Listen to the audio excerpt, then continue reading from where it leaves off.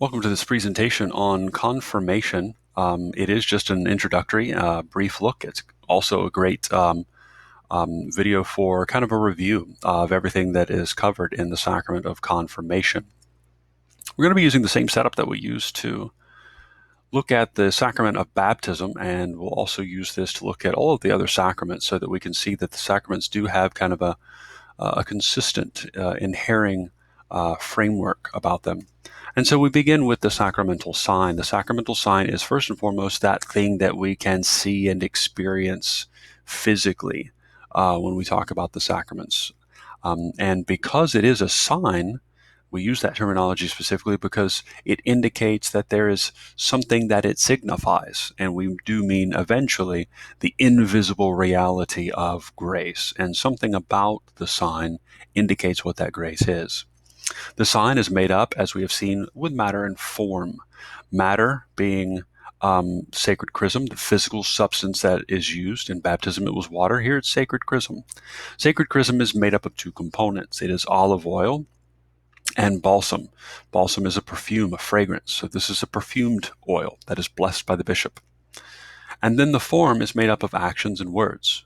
Actions which must be performed by the minister and words that must be said.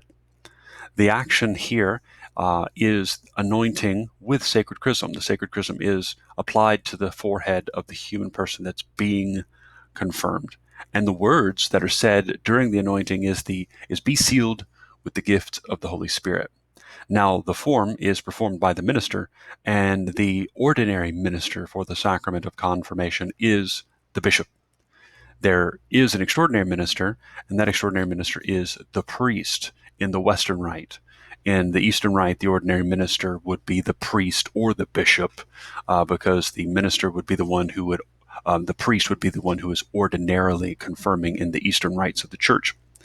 But in the Western Rite, in the Latin tradition, that is us, the ordinary minister is the bishop, and only under extraordinary circumstances would the priest confirm someone. Now, speaking of the person being confirmed, that is the subject of the sacrament. The subject of the sacrament of confirmation has a more technical term of confirmand. And so the subject here is much like the subject of baptism, only slightly different. Here we have not only a living human, but a baptized living human. This person must be baptized in order to receive confirmation, and they must be catechized. Now, because they are required to be catechized, that means they're required to be at the age of reason. All right, so we would expect the subject or the confirmand to have reached the age of reason so that they can be taught about the importance of this sacrament. Now, only under extraordinary circumstances like danger of death situation would we confirm someone earlier than the age of reason. All of this leading to what is signified by the sacrament, and that is the grace that we receive. The first stage of the grace that we receive is a permanent character upon the soul, just like baptism imprints a permanent character that enables the person to do spiritual acts of worship.